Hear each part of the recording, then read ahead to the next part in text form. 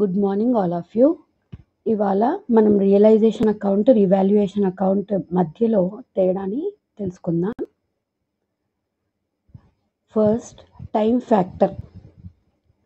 అంటే రియలైజేషన్ అకౌంట్ని యాక్చువల్గా మనం ఎప్పుడు ప్రిపేర్ చేస్తాం? ఫర్మ్ మొత్తం డిజల్యూట్ అవుతుంది or if partner becomes insolvent. మరి రివాల్యుయేషన్ అకౌంట్ ఎప్పుడు ప్రిపేర్ చేస్తాం? ఎవరైనా partner admission, if admission of a partner takes place, లేదా పార్ట్నర్ రిటైర్ అవుతున్నా, death of a partner takes place. ఈ సిచ్యువేషన్స్లో మనము రివాల్యుయేషన్ అకౌంట్ ప్రిపేర్ చేస్తాం. మరి what is the purpose of realization account? మనం రియలైజేషన్ అకౌంట్ ఎందుకు ప్రిపేర్ చేస్తామంటే, అసెట్స్ని అంతా సేల్ ఆఫ్ చేసి, మనము ఫర్మ్ని డిజల్యూట్ చేస్తున్నాం కాబట్టి అసెట్స్ని అంతా సేల్ చేసేసి లైబిలిటీస్ ఏముంటాయి, అప్పులు ఏముంటే అవన్నీ ఏం చేయాలి? పే ఆఫ్ చేయాలి. మరి మిగిలిన అమౌంట్, లేదా ఇఫ్ లాస్ టేక్స్ ప్లేస్, నష్టం ఏదైనా వచ్చినా, లాభం ఏమైనా ఉన్నా, అది ఎవరు? పార్ట్నర్స్ డిస్ట్రిబ్యూట్ చేసుకోవాలి. దీనికోసం మనం రియలైజేషన్ అకౌంట్ ప్రిపేర్ చేస్తాం. మరి రీవాల్యుయేషన్ అకౌంట్ ఎందుకు ప్రిపేర్ చేస్తాం?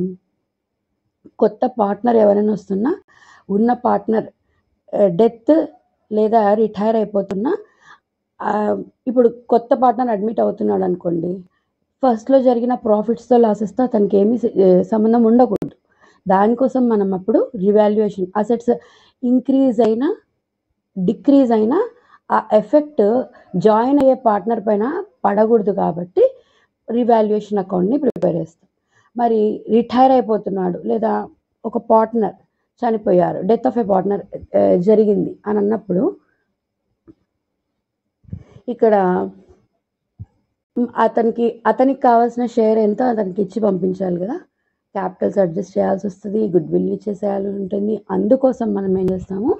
రివాల్యుయేషన్ అకౌంట్ని ప్రిపేర్ చేస్తాం to see the increase, assets value యాక్చువల్గా ఇంక్రీజ్ అయిందా, డిక్రీజ్ అయిందా, అసలు అలా అసెట్స్ని రీవాల్యూ చేసేందుకు ప్రాఫిట్ వచ్చిందా లేదా లాస్ వచ్చిందా, వీటిని డిస్ట్రిబ్యూట్ చేయడానికి మనం రివాల్యుయేషన్ అకౌంట్ని ప్రిపేర్ చేస్తాం. మరి ఇక్కడ recording of assets and liabilities, realization అకౌంట్లో మనం ఏం చేస్తామంటే, అసెట్స్ వాల్యూ, బుక్ వాల్యూ అంటే బ్యాలెన్స్ షీట్లో ఇచ్చిన వాల్యూ, మరి రియలైజ్డ్ వాల్యూ అంటే కింద మనకి అడ్జస్ట్మెంట్లో ఇస్తారు కదా. అయితే ఈ బుక్ వాల్యూని, రియలైజ్డ్ వాల్యూని రెండింటి రాసుకుంటాం. మన ఫస్ట్ ఎంట్రీని ట్రాన్స్ఫర్ చేసేస్తాం కదా అన్ని అసెట్స్, రియలైజేషన్ అకౌంట్ ఎటార్ టు అసెట్స్ అకౌంట్ అని రాస్తాం కదా, అక్కడ మనం బుక్ వాల్యూ తీసుకుంటాం.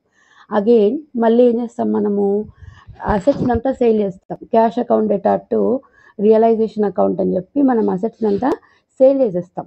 అలాంటప్పుడు మనం ఏం చేస్తాము? రియలైజ్డ్ వాల్యూ ఆఫ్ అసెట్స్ అంటే ఎంతకైతే సేల్ చేసి ఉంటావో అసెట్ని, ఎంతకైతే అమ్మేసి ఉంటావో అసెట్ని, ఆ అమౌంట్ని మనం ఇక్కడ రికార్డ్ చేస్తాం. అంటే రెండు, రియలైజ్డ్ వాల్యూ తీసుకుంటాం, బుక్ వాల్యూ తీసుకుంటాం.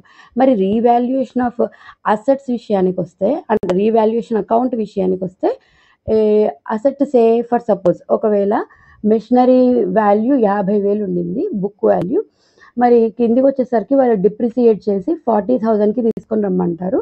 ఇప్పుడు మనం ఏం చేస్తాము? 10,000 వాల్యూ ఏదైతే డిక్రీజ్ అయిందో దాన్ని మాత్రమే రీవాల్యుయేషన్ అకౌంట్లో తీసుకుంటాం. ఇక్కడ అదే చెప్తున్నాం మనం, it records increase or decrease in the value of assets and liability. Asset value ఎంతకి ఇంక్రీజ్ అయింది అంటే బై 10,000, 20,000, 30,000, ఆ డిఫరెన్స్ని మాత్రమే, ఎంతవరకు ఇంక్రీజ్ అయిందో ఎంతవరకు డిక్రీజ్ అయిందో ఆ డిఫరెన్స్ని మాత్రమే మనం రికార్డ్ చేస్తాం రీవాల్యుయేషన్ అకౌంట్లో.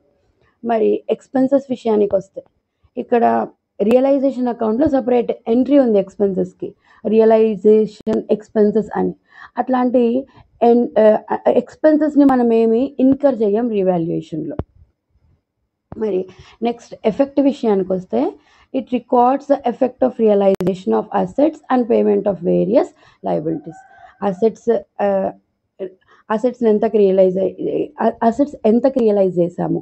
సే ఫర్ సపోజ్ స్టాక్ వాల్యూ 50,000 ఉండింది, అది 60,000కి మనం సేల్ ఆఫ్ చేసేసినాం అంటే 60,000కి రియలైజ్ చేసాము అన్నదానికి ఆ ఎఫెక్ట్ని, అంటే లయబిలిటీస్ క్రెడిటర్స్ వాల్యూ ఒక 70,000 ఉండింది, వాళ్ళు మనకి డిస్కౌంట్ ఇచ్చి ఉంటారు. మనం ఇప్పుడు 68,000 సేల్ చేస్తున్నాం. అయితే పేమెంట్ లయబిలిటీస్ పేమెంట్ ఎంత చేసాము, 68,000 మనం చేసాం కాబట్టి ఆ ఎఫెక్ట్ని మనము రియలైజేషన్ అకౌంట్లో రికార్డ్ చేసి చూపిస్తాం. ఇక్కడ మాత్రం అసెట్ ఎంత ఇంక్రీజ్ అయింది, ఎంత డిక్రీజ్ అయింది, ఆ ఎఫెక్ట్ మాత్రమే మనం రికార్డ్ చేస్తాం. అందుకే it records the effect of revaluation of assets and liabilities. Here only అంటే రీవాల్యుయేషన్ అకౌంట్లో అసెట్స్ లయబిలిటీస్, ఇక్కడ ఎంత అసెట్స్ని ఎంత రియలైజ్ చేసాము, ఎంత లయబిలిటీని పే ఆఫ్ చేసాము, ఈ ఎఫెక్ట్ని చూపిస్తాం. ఇక్కడ బుక్స్ ఆఫ్ అకౌంట్స్, ఈ రియలైజేషన్ అకౌంట్లో చూసుకుంటే బుక్స్ ఆఫ్ అకౌంట్స్ అక్కడితో క్లోజ్ అయిపోతాయి. బికాజ్ కంపెనీ కూడా అక్కడికి వైండ్ అప్ అయిపోతుంది. మరి రీవాల్యుయేషన్ అకౌంట్లో అలాంటిది జరగదు, బిజినెస్ కంటిన్యూ అవుతుంది కాబట్టి అకౌంట్స్ బుక్స్ అక్కడితో క్లోజ్ కావడం అన్నది జరగదు. These are some of the differences between realization account and revaluation account.